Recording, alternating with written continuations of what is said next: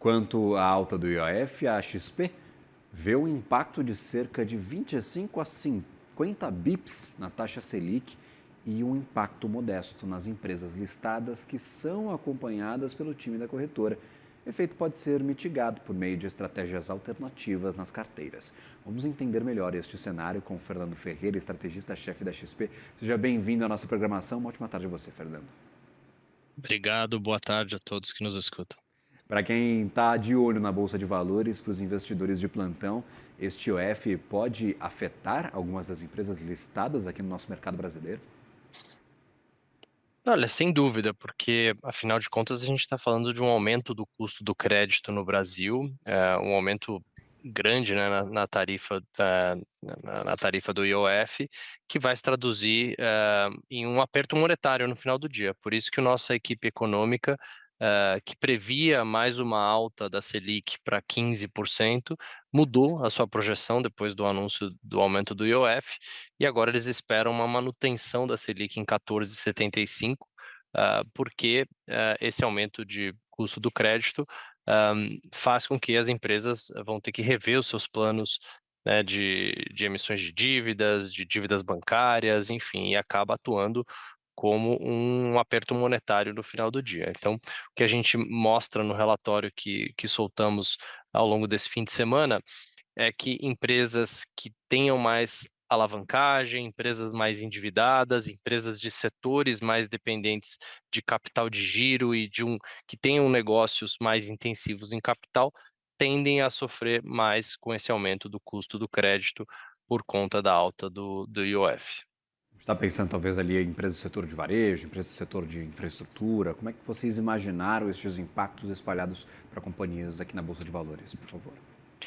Exatamente. Então, setores mais impactados, eu diria que até mais empresas do que setores, porque depende muito se a empresa está mais alavancada, mais endividada ou não, mas setores, de maneira geral, a gente ressaltou o setor de transportes, o setor de varejo, setor de bens de capital, setor de educação, setor de agro também, podendo ter algum tipo de impacto. Então, de fato, esse impacto vai estar espalhado pela economia. Nosso time econômico prevê um aumento de arrecadação grande com essa nova tarifa do IOF, então, de fato, isso tem um impacto em vários setores da economia. Agora, o que a gente também fala no relatório é que existem outras formas de financiamento que não incidem no IOF, como os títulos isentos ou as próprias debêntures. Então, muitas empresas vão rever os seus planos de financiamento e os instrumentos que elas usam para fazer esse financiamento, porque de fato o IOF introduz esse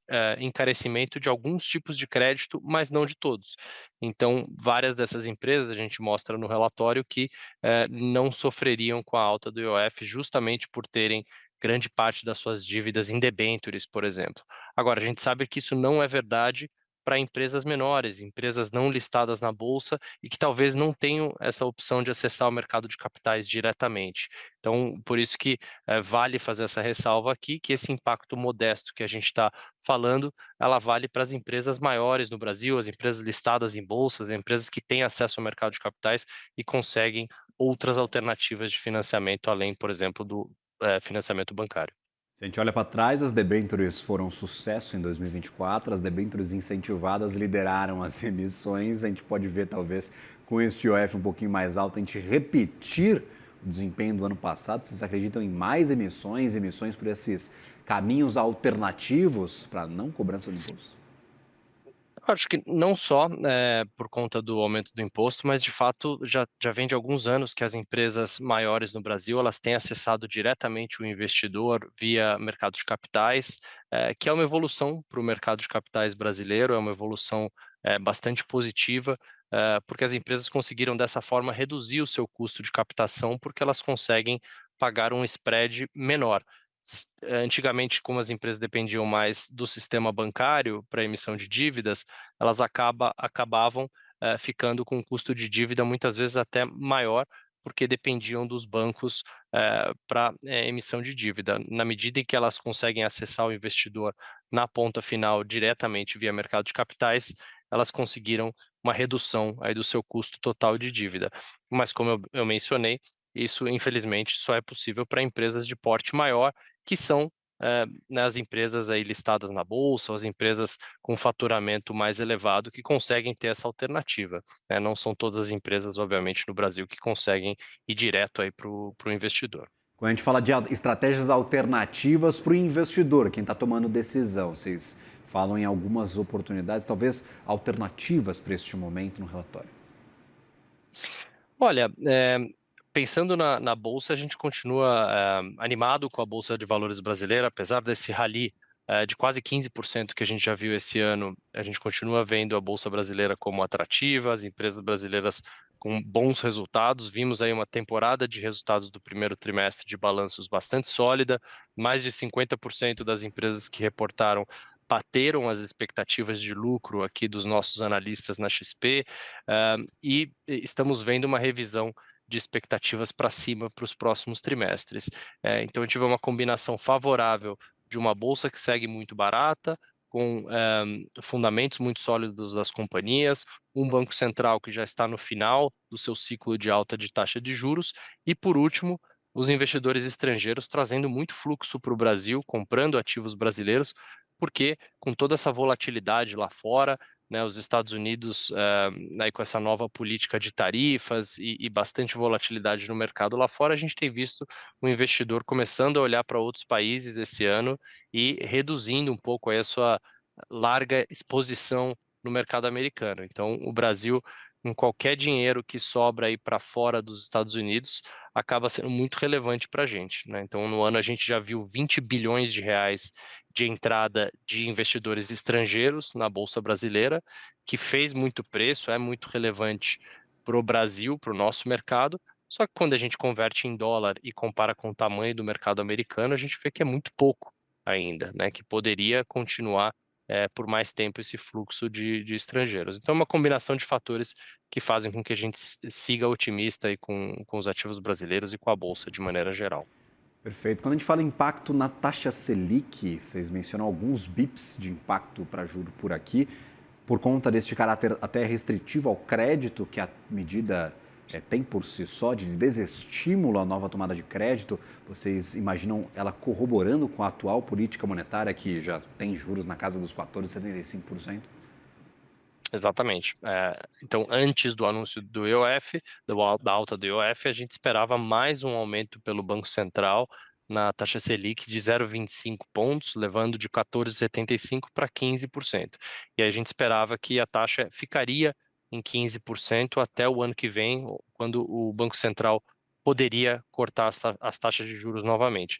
Após o anúncio do IOF, a nossa equipe macroeconômica revisou essa estimativa e agora eles esperam que a taxa se mantenha em 14,75, ou seja, sem altas adicionais daqui para frente, porque o IOF tem justamente o mesmo efeito que a alta de taxa de juros, que é uma contração no crédito, né, uma redução no ímpeto das empresas em tomarem crédito, o que acaba tendo um efeito muito similar com a alta de taxa de juros. E nas nossas contas é equivalente a uma alta entre 0,25 a meio ponto percentual na Selic, essa alta do IOF.